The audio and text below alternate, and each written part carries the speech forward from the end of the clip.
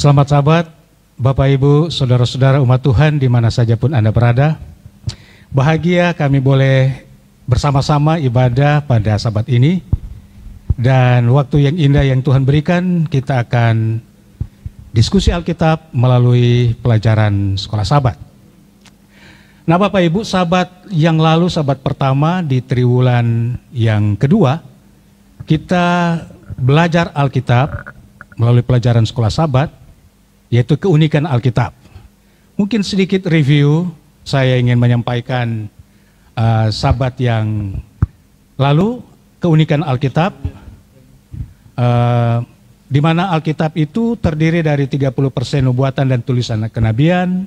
Kemudian itu Alkitab dibentuk dalam sejarah, yaitu berbicara tentang Allah yang bertindak dalam sejarah. Dan peristiwa Alkitab ditempatkan dalam dimensi ruang dan tempat geografis yang nyata, dan Alkitab memiliki kuasa untuk mengubah kehidupan karena Allah yang berbicara kepada kita melalui firman yang hidup. Itulah pelajaran sekolah sabat kemarin.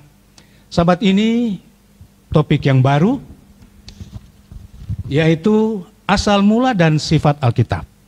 Sebelum kita belajar Alkitab melalui diskusi sekolah sabat, kita dahului dengan berdoa. Mari kita berdoa.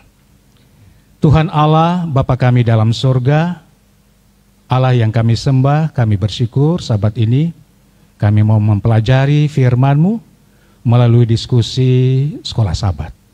Kami mohon Tuhan, urapi kami semua, kami yang di tempat ini, dan juga umat-umat Tuhan di rumah yang sementara mengikuti ibadah. Tuhan juga berkati dengan kuasa yang sama. Dan biarlah kami boleh mendapatkan pelajaran yang baik, kami boleh hidupkan dalam kehidupan kami, dan Tuhan tuntun diskusi kami saat ini, di dalam Yesus Kristus Juru Selamat kami. Amin. Nah, sahabat, ini kita bicara tentang diskusikan asal mula dan sifat Alkitab. Saya sebagai moderator tidak sendiri, ada dua sahabat saya. Pertama, Pendeta Frankie Sepang. Selamat sahabat, selamat datang Pendeta Sepang. Sahabat Pendeta. Terima kasih. Yang berikut, Pendeta Sepang sebagai sekretaris Asosiasi Kependetaan, maksud kami, Sekretaris Asosiasi Kependetaan Gereja Masih Advent ke-7 Uni Conference Indonesia Kawasan Timur. Dan di sebelah kanan beliau, seorang pendeta juga, Pendeta Cornelis Ramski. Selamat datang, selamat sahabat pendeta. Selamat sahabat. Pendeta Ramski adalah Direktur Pendidikan untuk gereja kita di Uni Conference Indonesia Kawasan Timur. Nah, senang Pak Pendeta Sepang dan Pendeta Ramski boleh bersama-sama kita diskusikan firman Tuhan melalui pelajaran sekolah sabat. Bapak Ibu, mari kita pegang Alkitab kita, maksud kami Alkitab dan sekolah sabat, lalu kita akan belajar bersama-sama. Ayat hafalan kita, Pak Pendeta, terdapat dalam pertama Tesalonika 2 ayat 13. Mungkin Bapak Ibu umat-umat Tuhan di rumah, kita boleh menghafalkan bersama-sama. Pendeta Ramski dan Pendeta Sepang, boleh kita hafal sama-sama? Boleh kita coba? Oke, kita coba? Ya. Baik, mulai. Dan karena itulah kami tidak putus-putusnya mengucap syukur juga kepada Allah, sebab kamu telah menerima firman Allah yang kami beritakan itu, bukan sebagai perkataan manusia, tetapi dan memang sungguh-sungguh demikian sebagai firman Allah yang bekerja juga di dalam kamu yang percaya. Baik, terima kasih. Amin. Terima kasih, saya percaya Bapak Ibu umat Tuhan di rumah sudah juga menghafalkan. Nah, dari ayat hafalan ini saya ingin sedikit mendapat keterangan dari Pendeta Sepang. Dikatakan firman Allah yang kami beritakan, ya. Mulai jelaskan Alkitab mengapa disebut firman Allah. Iya, benar sekali. Memang kalau dilihat bahwa Alkitab yang di tangan saya ini Ya. hanya berbentuk buku. Tetapi saya sangat menghargai mengakui dan menerimanya dengan iman bahwa ini benar-benar adalah firman Allah. Seperti ayat hafalan tadi, ya, kita sudah hafalkan bersama-sama. Saudara yang dikasih Tuhan di rumah juga sudah boleh cek kembali di Alkitab bahwa ini bukan perkataan manusia, firman Tuhan. Jadi Alkitab ini sendiri yang mengatakan, bukan saya yang mengatakan bahwa ini adalah firman Allah. Alkitab ini juga sendiri yang memberikan penjelasan tentang dirinya bahwa ini satu buku yang sangat berbeda dengan buku yang lain. Karena itu dia disebut firman Allah. Baik, terima kasih Pendeta Sepang. Nah, ini Alkitab, mungkin saya mau pindah ke Pendeta Ramski. Alkitab ini kan tidak sama dengan buku lainnya. Memang ada sentil ini pelajaran minggu kemarin. Keunikan Alkitab. Iya. Dan menurut Rasul Petrus dan juga para nabi digerakkan sedemikian rupa oleh Roh Kudus, sehingga isi pekabaran mereka itu berasal dari Allah. Mungkin penjelasan Pendeta. Iya. Yang pertama, sahabat kemarin kita bahas tentang Alkitab juga, ya. Dia punya keunikan. Dan saya ingin sampaikan bahwa apa yang dikatakan oleh firman pertama, poin yang pertama adalah ini Alkitab ada karena ada dosa. Kalau tidak ada dosa, manusia tidak perlu Alkitab karena manusia kenal benar Allah itu dan berkomunikasi intim setiap saat dengan Allah pencipta itu, dengan firman itu sendiri. Tetapi karena dosa, kejatuhan manusia ini, Allah mau perkenalkan sebab manusia dan seterusnya generasi ke generasi tidak mengenal lagi siapa itu Allah yang sebenarnya. Maka perlu sekali cara Allah bagaimana agar manusia kenal Dia. Nah, jadi apa yang ada pada Allah, kehendak Allah, Allah itu sendiri, kehendaknya, kebenaran yang adalah Allah itu juga mau disampaikan kepada manusia. Dia mau komunikasikan itu kepada manusia agar manusia punya pengetahuan tentang Dia. Nah, itu yang ada dalam pelajaran sekolah sahabat kita, saya kira itu di hari Minggu itu. Jadi apa yang ada pada Allah? Allah ungkapkan, Allah open it, disclose it. Dia nyatakan, dia wahyukan. Nah, ini kata-kata yang punya kesamaan itu kepada pikiran manusia yang dia pilih khusus untuk mau menyampaikan itu kepada umatnya. Jadi wahyu Allah, kehendak Allah, keselamatan, rencana semua yang ada pada Allah itu Allah ungkapkan. Itu apokalipsis, itu dibukakan. Iya. Ya. Wahyu, ya. Diwahyukan, ya. Okay. Disingkapkan. Karena manusia pada umumnya, pada awalnya kan tidak mengenal lagi. Setelah kejatuhan bergenerasi, manusia tidak lagi kenal siapa itu Allah dan rencana Allah. Makanya Allah, dan dengan tuntunan, ingat kita punya kealahan yang selalu bekerja bersama-sama satu di dalam tujuan, yaitu tujuan keselamatan. Roh Kudus itulah punya peran untuk membawa semua ide keselamatan yang ada pada Allah, masukkan di dalam pikiran yang dia pilih. Siapapun yang dia pilih, itulah dimasukkan, dan Roh Kuduslah punya peran besar di sana untuk menyampaikan itu. Itu poin sedikit dulu tentang tuh pertanyaan tadi. Nanti kita elaborate lagi sebentar. Terima kasih Pendeta Ramski. Jadi itu dari Allah, ya. Ya, kalau saya tidak. Iya. Jadi sumbernya Allah, karena soal keselamatan itu tidak ada manusia yang bisa lakukan itu. Makanya kan di dalam Kisah pasal 14. Iya, betul. Ya, di bawah kolong langit ini tidak ada. Jadi memang sumber asal mulanya itu adalah Allah sendiri. Karena dari Dia mau disampaikan kepada manusia, dan Dia reveal itu, Dia wahyukan itu kepada manusia di bawah tuntunan Roh Kudus. Terima kasih Pendeta Ramski. Nah, sekarang Pendeta Sepang, pertanyaan berikut. Iya. Tuhan menggunakan media bahasa manusia tentunya. Nah, kita sadar manusia mempunyai keterbatasan. Untuk ini, jadi Allah menggunakan bahasa manusia untuk menyatakan kehendaknya kepada manusia.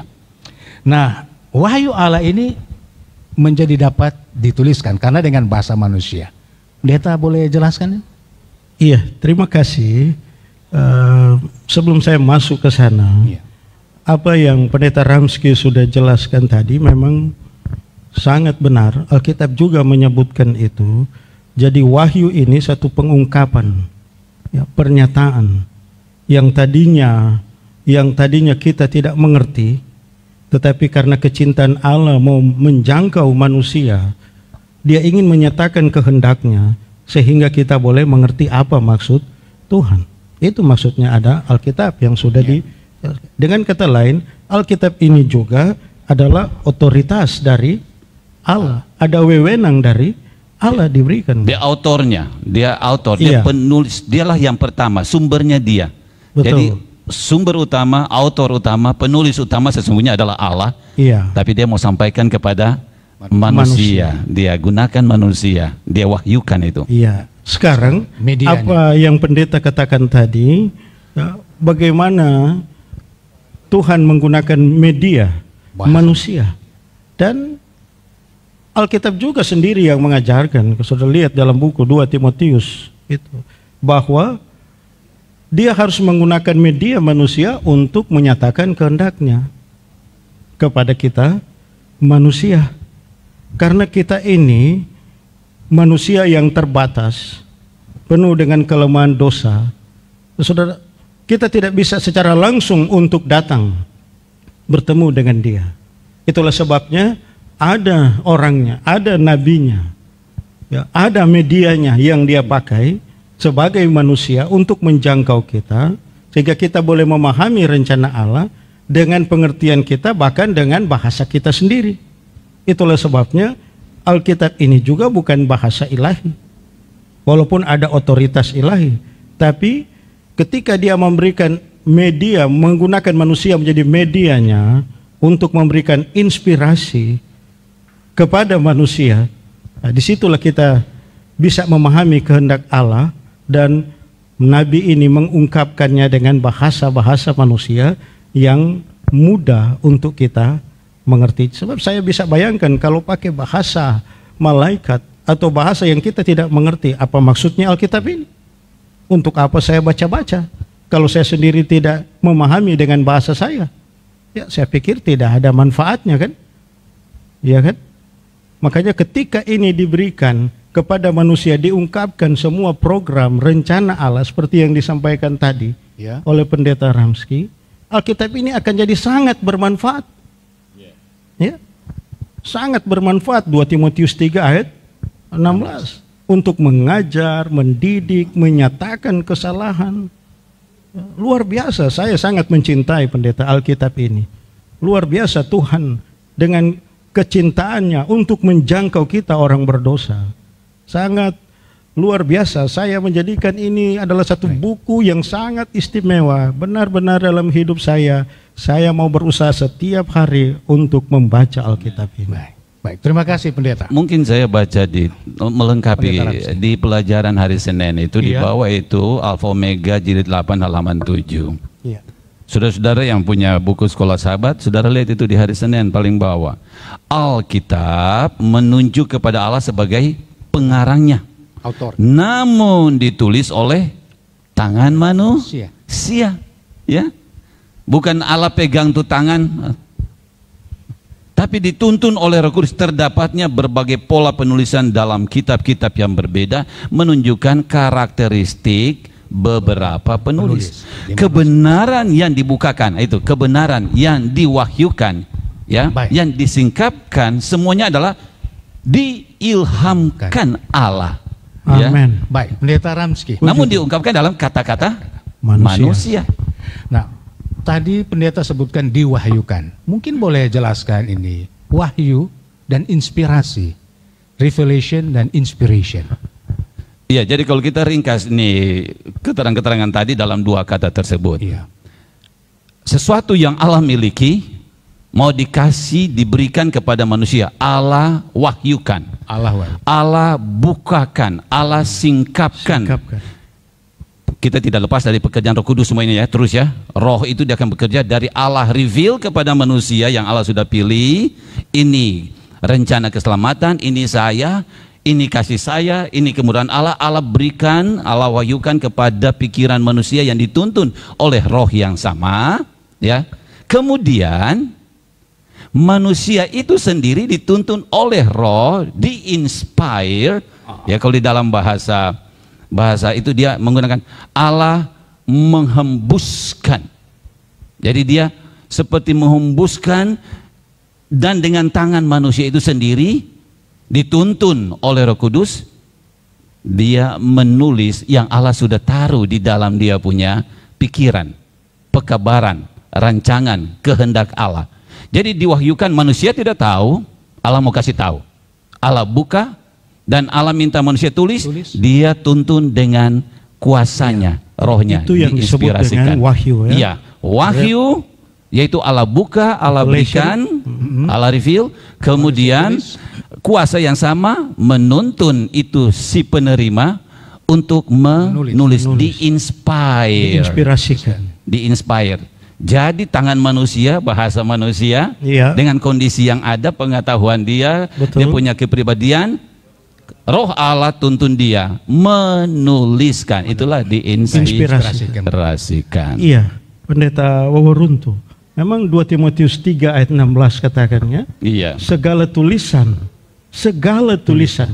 tidak ada yang terkecuali kan? Kalau lihat kata, segala tulisan yang diilhamkan Allah, diinspirasi, atau sering kita dengarkan juga diilhamkan. Iya. Ya kan? Seperti bahasa 2 Timotius 3 ayat 16. Jadi Alkitab ini sangat unik. Ya, semua tulisan walaupun berbeda, di tempat yang berbeda, dengan orang yang berbeda, situasi yang berbeda, tidak bertentangan. Kenapa? Karena diinspirasikan dengan roh yang sama. Itulah keistimewaan Alkitab ini yang saya katakan tadi, wah saya sangat mengagumkan, ya sangat mencintai, saya terheran-heran sudah berbeda dengan buku yang lain. Ya, ini tidak ada kontradiksi di dalamnya karena sumbernya sama, ya. Kemudian Roh Suci juga yang sama, ya, yang menuntun manusia untuk menulis. Sehingga kalaupun ada orang yang katakan, wah kenapa di dalam satu buku ini kelihatan sudah bertentangan dengan buku yang berbeda ini, saya pikir orang itu yang konflik, bukan bukunya. Orang itu yang bertentangan. Baik, terima kasih Pendeta. Kita pindah pertanyaan berikut. Pendeta Ramski, saya ingin sedikit keterangan. Kenapa Tuhan meminta Nabi ya menuliskan segala firman-Nya, ganti hanya membacakan? Lalu kemudian apa sih keuntungan atau kelebihan kalau dituliskan? Iya, saudara-saudara yang ada di rumah dalam penyembahan dan pembahasan ini. Bayangkan ini setelah dosa, ya kita berbicara konteks setelah dosa. Berarti kecenderungan manusia itu merosot dengan intelektualnya, ya, oke, yang dari awal-awal kekuatan intelektualnya itu bertahan, ya, dari generasi ke generasi sampai 900-an, hampir 1000 tahun terus. Tetapi dosa itu membuat kemampuan manusia untuk daya ingat juga menurun. Nah, generasi ke depan sesuai dengan rancangan Allah, Allah suruh tulis. Saudara baca di situ, tuliskan. Pada Yosua, tuliskan. Pada Musa juga. Yeremia, tuliskan. Musa, tuliskan. Kenapa? Allah punya timetable, dia punya rancangan. Nah, kalau generasi terus berubah dengan akibat dosa, bukan tidak mungkin daya ingat manusia kan akan hilang. No, firman Allah tentang keselamatan, Allah minta dituliskan, karena itu tidak mudah dilupakan. Setiap kita punya kesempatan untuk membacanya, mengingat kembali. Jangkauannya juga lebih luas, dan itu literatur untuk, kalau kita di orang-orang akademis, lebih valid, lebih kuat, bisa dipegang, yaitu yang tertulis. Sebab kalau dari dengar, dari telinga ke telinga, itu komunikasi kalau kotor, ada masalah, kebaran itu juga bisa hilang dia punya maknanya bagi manusia. Makanya Allah minta tuliskan. Dan kalau sudah tulis, siapa saja bisa baca, dan itu bisa dituliskan kembali lagi, diperbanyakkan lagi. Amen. Nah, itu luar biasa kan. Amen. Dari firman Allah. Dan semua orang punya akses. Kalau sudah ada dalam bentuk tertulis firman Allah ini, semua orang punya jalan masuk, akses untuk menemukannya. Kalau cuma sumber 1-2 orang yang dalam bentuk lisan, saya mau cari di mana ya? Wah, di sana yang punya sumber. Aduh, bagaimana saya ke sana mau tanyakan tentang kebenaran? Tapi kalau sudah tertulis, apalagi sekarang dengan teknologi dalam bentuk cetakan, tidak seorang pun yang bisa beralasan untuk tidak punya akses membaca kehendak Allah, rancangan Allah bagi manusia. Betul, pendeta. Saya sangat mengagumkan juga firman Tuhan yang diilhamkan ini harus ditulis. Oh, saya bisa angankan kalau ini tidak tertulis, maka saya tidak pernah mengenal dan mengetahui kehendak Allah. Saya yang hidup di zaman sekarang ini. Dari mana saya mau tahu apa rencana Allah untuk saya? 6.000 tahun sudah. Iya. Kemampuan apa untuk mengingat ya rancangan Allah? Jadi sangat bersyukur. Saya memuji memuliakan Tuhan. Baik. Ada firman Tuhan yang ditulis sehingga ada keuntungan bagi saya dan saudara kita semua yang hidup di zaman sekarang ini supaya mengenal dan mengetahui apa yang direncanakan program Allah, kehendak Allah bagi kita ini orang berdosa. Kita bisa tahu semuanya itu sekarang ini karena ada tertulis. Iya. Angankan saja kalau tidak ada, seperti saya bilang tadi. Bagaimana saudara boleh kenal Allah? Bagaimana saudara bisa mengetahui bahwa saudara bisa dibebaskan dan diselamatkan dari dosa yang kekal yang akan membinasakan kita untuk selama-lamanya kalau itu tidak tertulis? Ya, kita bisa membacanya, dituntun oleh Roh, kita bisa lihat mana yang benar, mana yang salah. Karena kita punya senses, indera yang bisa kita pakai. Dari kalau mendengarkan itu bisa hilang, bisa kabur kan? Betul. Tertulis Jadi ini saya luar bisa- biasa. Jadi pendeta saya bisa dapatkan dia dituliskan keuntungannya sebagai dokumen ya. Dokumen. Yang bisa kita baca pendeta Sepang tadi sampaikan. Nah, sekarang ini sedikit mungkin ada pandangan karena ada umat Tuhan, gereja. Ini dokumen ditulis di Alkitab. Tapi di zaman sekarang, di zaman digital, Ya, ini sekarang ditulis di kemajuan teknologi. elektronik. Nah, bagaimana ini pendapat, pandangannya ini? Bagaimana? Baik, pendeta. Saya tahu yang dimaksud bahwa Tuhan perintahkan supaya ini ditulis, bukan juga harus ditulis dalam bentuk buku ini. Waktu dalam kertas seperti ini. Waktu dia perintahkan Musa, tulis dulu itu, apa sudah ada kertas seperti ini? Ya, kalau kita melihat ke belakang, sejarahnya ada juga yang ditulis di kulit binatang. Ada yang firman Tuhan juga Papirus, ditulis gulungan-gulungan. di gulungan, papirus, ada yang di kayu. Dari zaman ke zaman, lalu kemudian datang juga ditulis di Alkitab, datang Di atas lebih buku modern kertas. sekarang ini, ya ditulis, Dalam tetapi awal. seperti pendeta katakan tadi, Alkitab. dalam bukan lagi disebut dalam bentuk kertas, tetapi sudah dalam bentuk Elektronik. elektronik. Apakah itu kita tidak bisa menerima juga, ya, sebagai firman yang diilhamkan Allah? Tuhan memintakan kita supaya menerima kehendaknya, mengetahui apa kehendaknya, mau ditulis di batu, di gulungan, di mana saja, saudara. Mungkin nanti generasi berikut ada yang lebih canggih lagi yang nanti akan muncul, yang kita tidak tahu sekarang. Ya, siapa pernah bayangkan bahwa sekarang bisa tertulis dalam mana ini alat ini? Siapa pernah bisa bayangkan itu? Devices, ya. Sedangkan di zaman kita yang lahir di tahun 60, ya 60-an, tidak pernah bayangkan ini. Sekarang sudah menjadi sebuah realitas. Tapi itulah firman Allah. Itu dimanapun dia, itu adalah firman Allah. Persoalannya adalah bagaimana kita memperlakukan firman Allah yang ada di dalam tuh alat sepotong itu. Benar sekali. Ya, karena di situ juga banyak yang bisa membuat kita terpengaruh hingga kita tidak menggunakan dengan benar firman Allah itu. Tapi bagi mereka yang menggunakan dengan benar, puji Tuhan. Iya. Baik, terima kasih. Jadi itu Alkitab hanya yang kata-kata itu hanya tools ya yang di alat-alat ini seperti kertas, gulungan tadi ataupun di elektronik. Nah, Pak Pendeta, kita pindah ke bagian yang berikut sekarang di hal yang menarik ini yang saya ingin minta keterangannya ini. Mohon penjelasan ini kesejajaran ini Alkitab ini dan Yesus Kristus. Pendeta Sepang mungkin. Ya, Gimana maksudnya? Jadi kesejajaran Yesus Kristus. Oke. Yesus Kristus dan Alkitab. Alkitab. Nah, ya. Oke.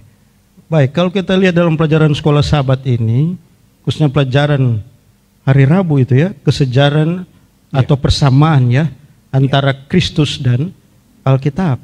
Jadi Alkitab tadi disebutkan juga sebagai firman Allah. Yohanes pasal 1 ayat 1 juga mengatakan bahwa pada mulanya adalah firman, dan firman itu bersama-sama dengan Allah, dan firman itu juga adalah Allah. Jadi di sini Yohanes akan memperkenalkan Yesus itu sebagai inkarnasi dari firman Allah. Ya. Ini ada kesamaan yang kita bisa lihat di sini sesuai dengan pelajaran sekolah Sabat antara Kristus dan Alkitab. Kedua-duanya pertama memiliki asal supernatural. Jadi kalau Yesus itu juga adalah Allah yang kemudian menginkarnasi menjadi manusia, sementara Alkitab juga ini adalah asalnya, sumbernya ya, dari Allah itu sendiri.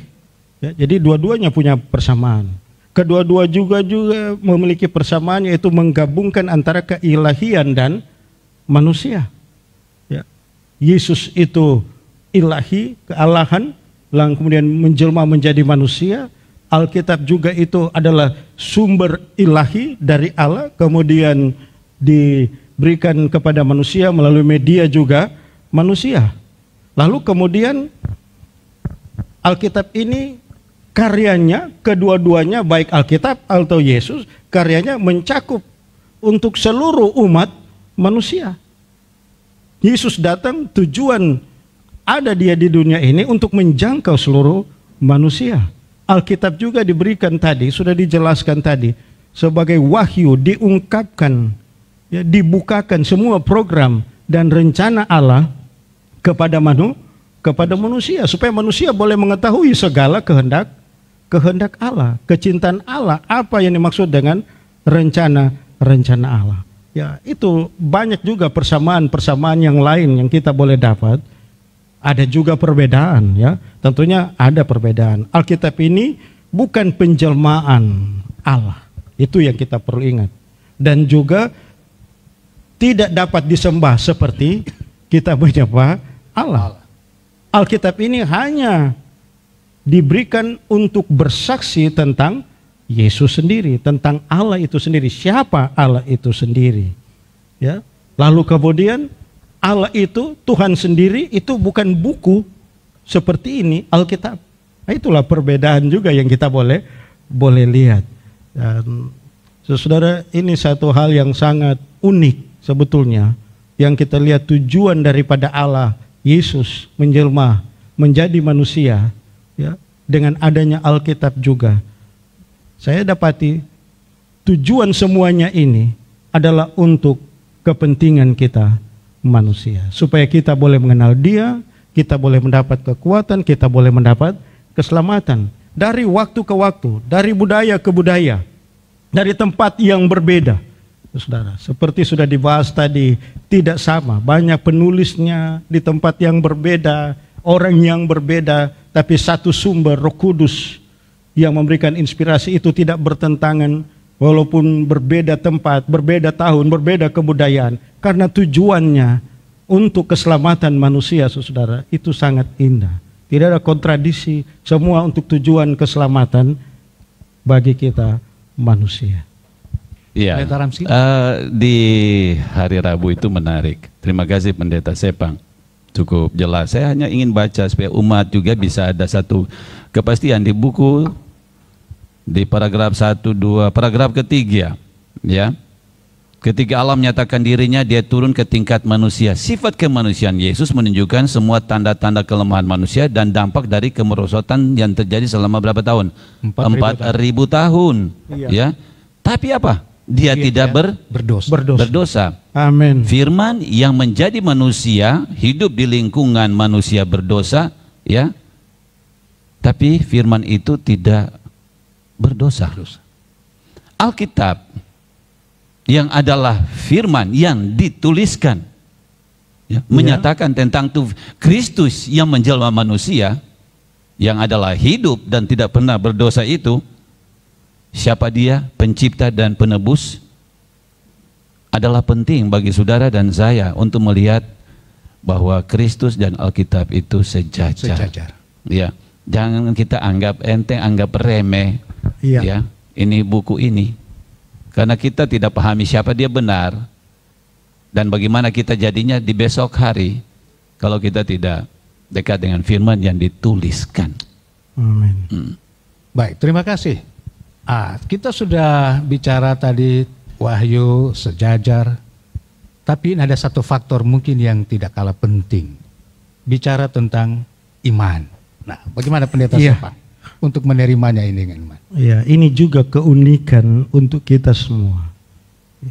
Kita menerima buku ini, saya katakan dengan Alkitab ini, walaupun ini berbentuk buku, tapi isinya sangat berbeda, punya wewenang, otoritas dari Allah.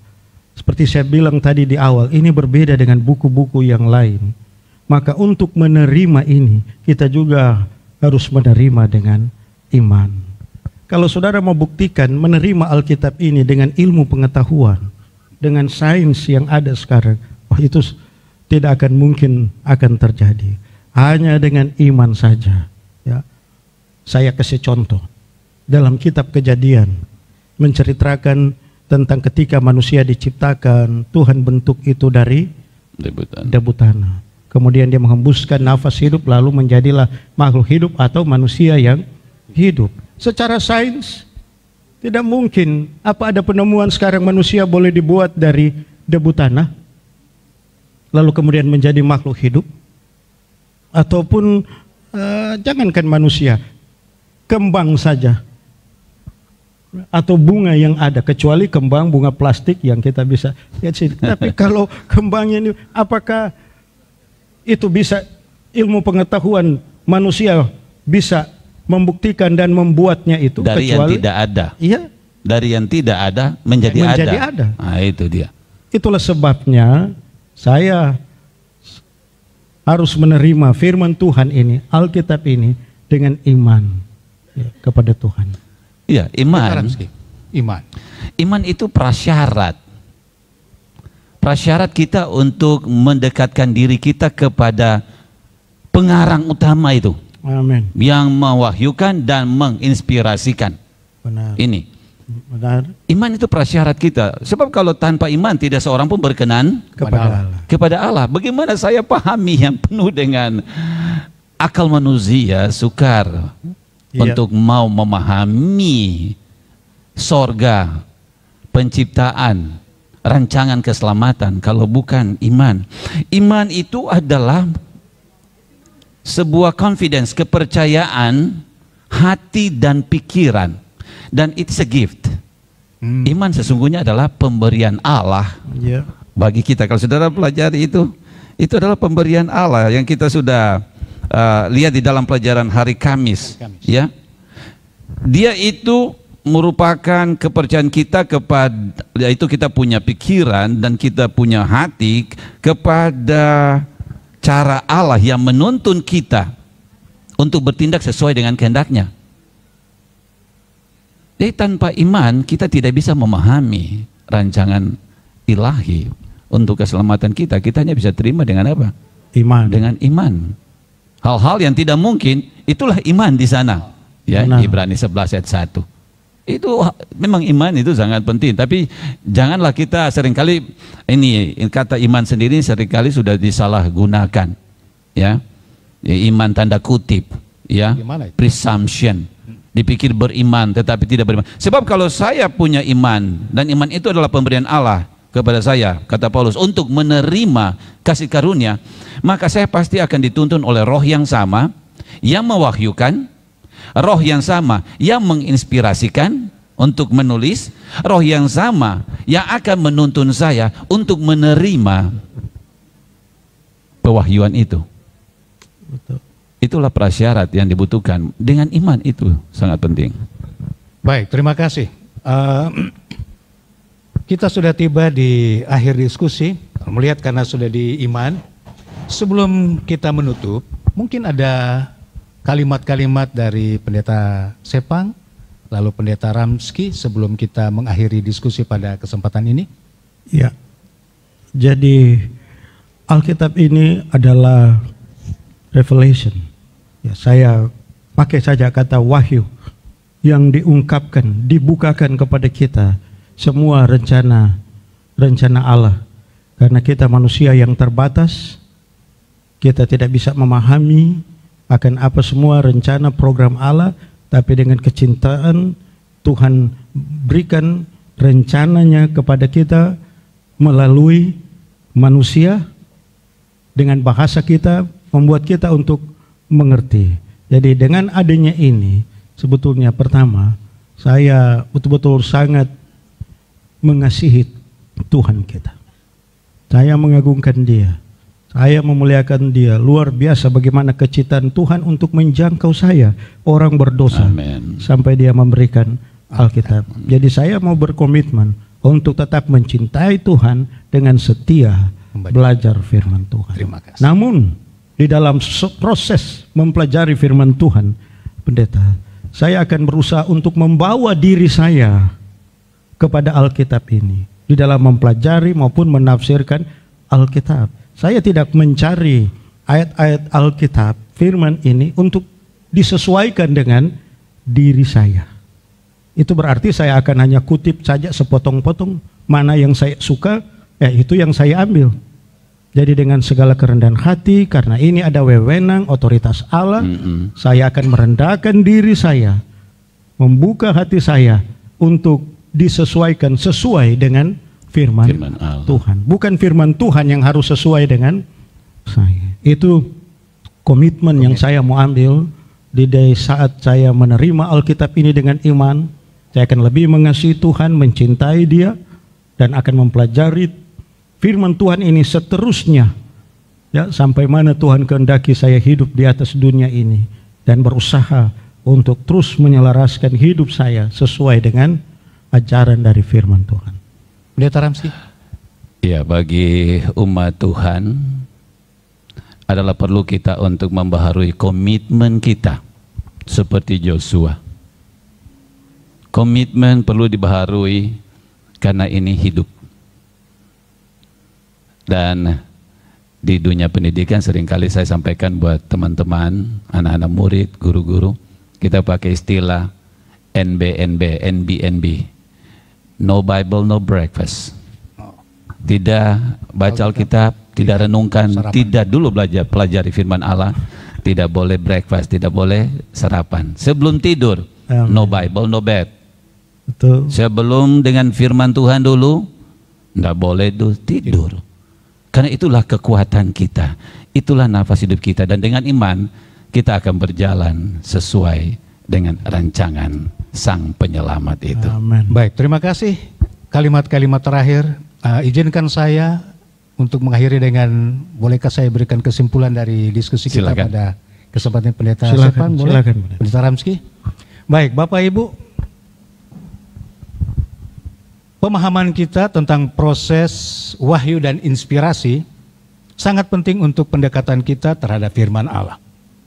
Karena Tuhan menggunakan media bahasa dan berkomunikasi dengan manusia, sehingga wahyu ilahi mampu itu dituliskan.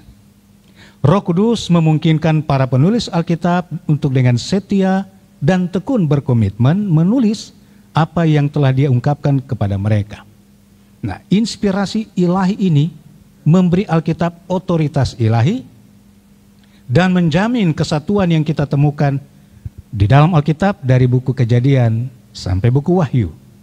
Meskipun ditulis oleh manusia, Alkitab bagaimanapun adalah firman Allah yang tertulis. Dalam Allah, dalam dimensi ilahi manusia ini ada hubungan khusus antara Yesus Kristus dan firman Allah. Nah, yang menjadi manusia dan firman Allah yang tertulis, itulah Alkitab. Kita memahami dan menghargai kenyataan ini dengan iman. Nah, demikianlah diskusi kami. Pendeta Sepang, terima kasih. Pendeta Ramski, terima kasih. Kita akan akhiri diskusi Alkitab melalui pelajaran Sekolah Sabat ini dengan berdoa. kasih. Kami mohon Pendeta Sepang boleh tuntun kita dalam doa. Mari kita berdoa. Ya Allah Tuhan kami sangat bersyukur dan berterima kasih kepadamu Tuhan, dan kami mau mengasihi Tuhan untuk seterusnya sampai Tuhan datang. Oleh karena ternyata Tuhan sangat mengasihi kami, Amen. Tuhan memberikan semua program, kehendak dan rencana Tuhan melalui kitab suci ini, sehingga kami boleh mengerti apa yang menjadi program rencana Allah bagi kami. Ternyata Tuhan sungguh baik. Tuhan mau mengasihi kami dan Tuhan mau menyelamatkan kami. Amen. Terima kasih Tuhan. Kami mohon kiranya Roh Kudus akan terus bekerja di hati kami masing-masing untuk mengingatkan kepada kami tetap setia belajar firman Tuhan ini. Terima kasih Bapa. Kami persembahkan doa ini di dalam nama Yesus Tuhan dan Juru Selamat kami. Amin. Amin.